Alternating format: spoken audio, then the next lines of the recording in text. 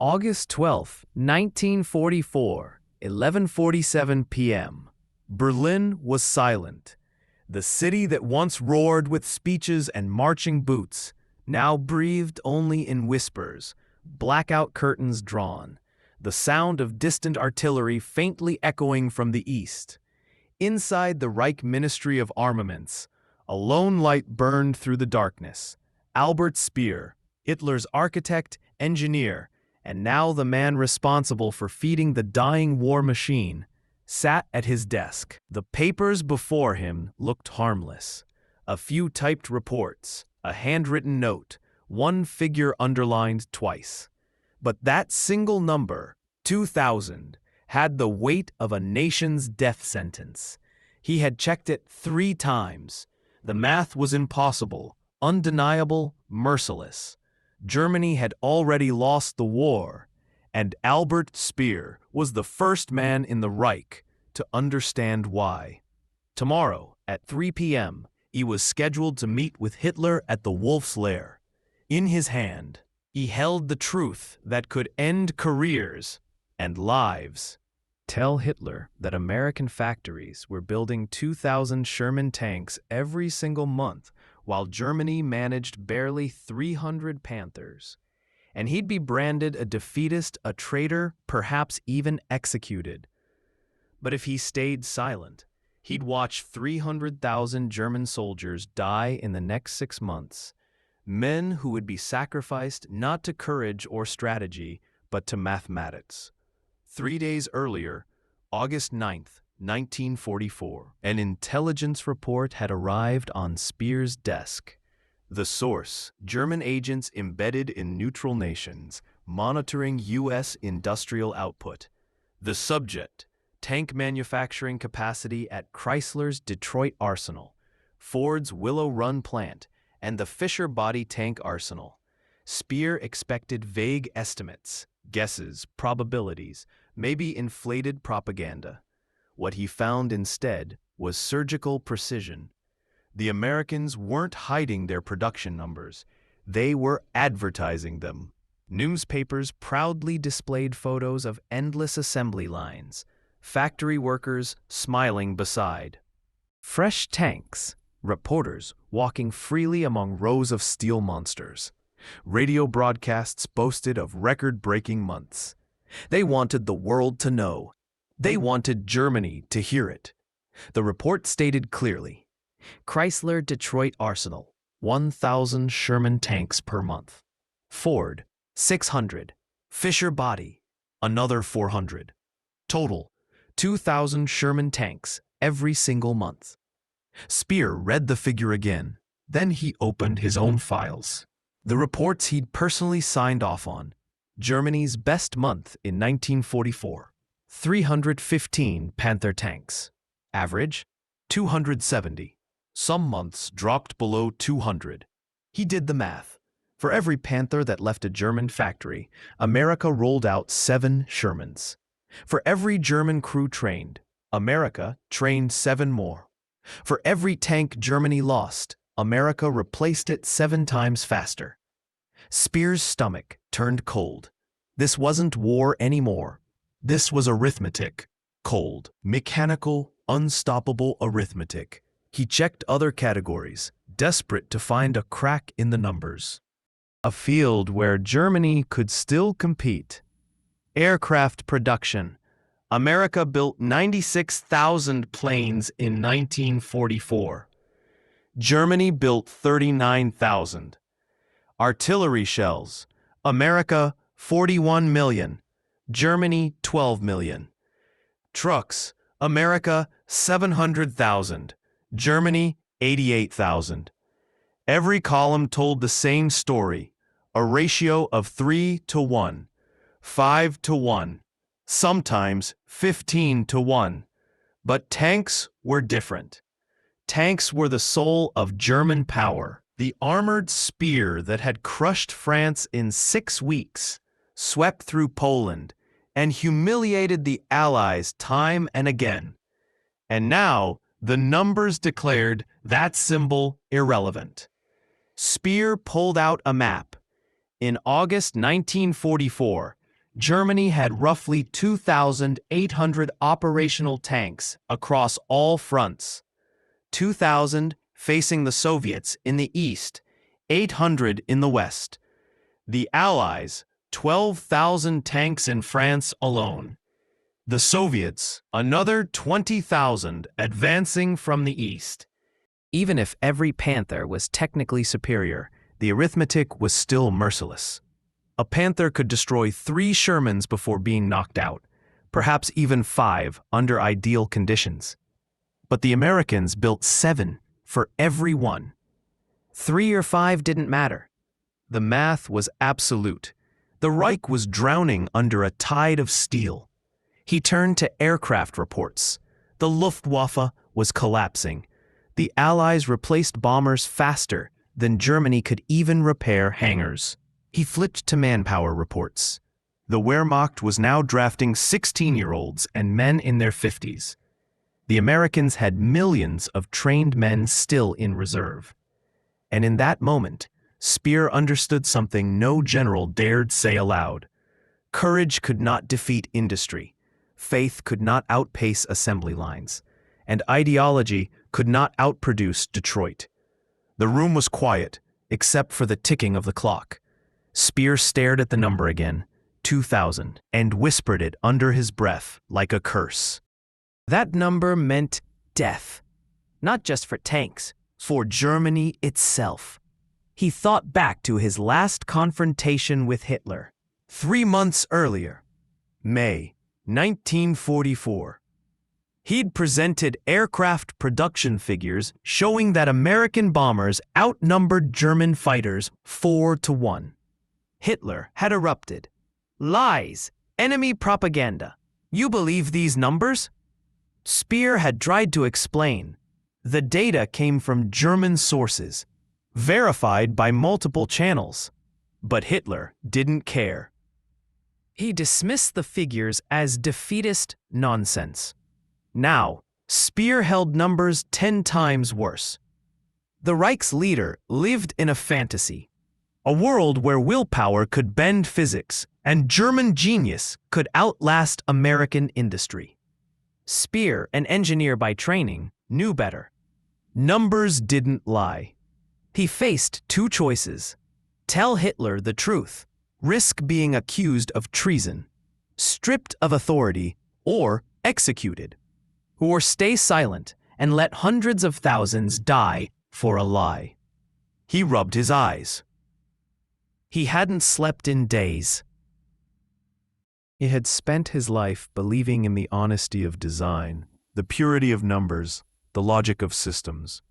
Mathematics was his faith, and mathematics was telling him that Germany was finished. At 11:58 p.m., Speer made his decision. He would tell Hitler. He would speak the truth, even if it cost him everything. August 13th, 1944, the Wolf's Lair, East Prussia. The bunker's air was heavy, thick with cigarette smoke and tension. Hitler sat at the head of a long table, surrounded by Generals Keitel and Jodl. Speer entered quietly, a single folder under his arm. Mein Führer, he began. I have received intelligence reports concerning American tank production. They require your immediate attention. Hitler didn't look up. More reports, Speer? More defeatist numbers? These are different, Speer said carefully. They represent— I know what they represent, Hitler snapped. Lies. The same lies our enemies want us to believe.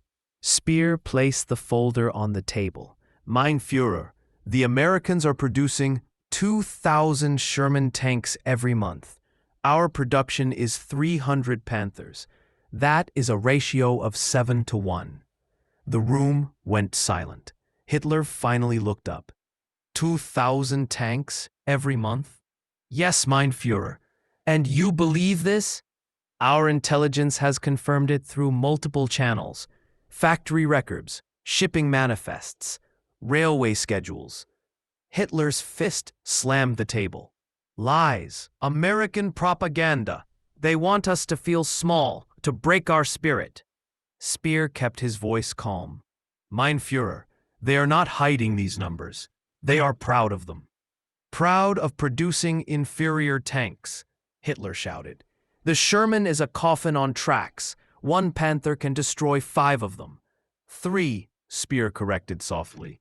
Our field reports indicate a 3-to-1 ratio under favorable conditions. Hitler's eyes flashed. 3, 5, it doesn't matter. German engineering is superior. German crews are superior. German will is superior. Mein Führer, Speer said, voice low. Even if every Panther destroys 3 Shermans, they build 7 more. Mathematics. Mathematics, Hitler roared. You come to me with mathematics? I do not fight wars with numbers, Speer. I fight with will, with the German spirit. Spirit cannot replace tanks, Speer replied. It cannot replace steel, or oil, or men. You have been infected with defeatism, Hitler spat. You see numbers and think of surrender. I see numbers and think of targets. Every Sherman they build is another target for our guns. General Keitel nodded. The Führer is correct. Quality over quantity. 1 Tiger tank equals 10 Shermans. Speer turned to him. And we produce 50 Tigers a month, General. The Americans build 2,000 Shermans. Even at 10-to-1, we lose. Hitler stood. Enough. You will return to Berlin. You will increase production. You will solve these mathematical problems. That is your duty, not to bring me defeatist lies. Speer said nothing. He gathered his papers, bowed, and left. He had spoken the truth, and it had been rejected. 4 months later, December 1944, the Ardennes Forest, Germany's last gamble, the Battle of the Bulge. Oberleutnant Hans Müller sat inside his Panther tank, engine humming in the freezing dawn. His crew had destroyed 5 Shermans in 2 days, proof, they thought, of German superiority. Ammunition was running low, fuel was scarce, and reinforcements weren't coming. On December 19th, Müller's unit faced an American column. 14 Shermans. He destroyed 2 immediately. A third burst into flames. But then the Shermans began to flank. They had radios, coordination, numbers. He counted 7 still advancing. 5 armor-piercing rounds left. Then the radio crackled. Fall back. American reinforcements approaching. 30 more tanks.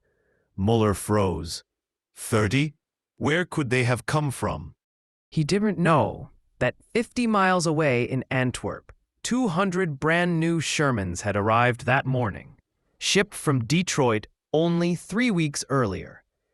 3 weeks from factory floor to battlefield. Müller's Panther destroyed 1 last tank before retreating. When he reached the depot for resupply, the officer there shrugged. No Panthers available. Estimated wait, 3 weeks.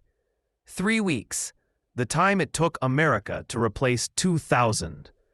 Back in Berlin, Speer received daily casualty reports. Panzer divisions reduced to a handful of vehicles. Tank crews waiting weeks for machines that would never arrive. Requests for replacements stamped, denied. No resources available. He looked at the clock again. February 3rd, 1945. 6 months since that meeting. 6 months since the number 2000 first appeared on his desk. And everything he had calculated had come true. German tank losses, 3,400 destroyed. Crew casualties, 17,000. Infantry loss due to lack of armored support, 180,000.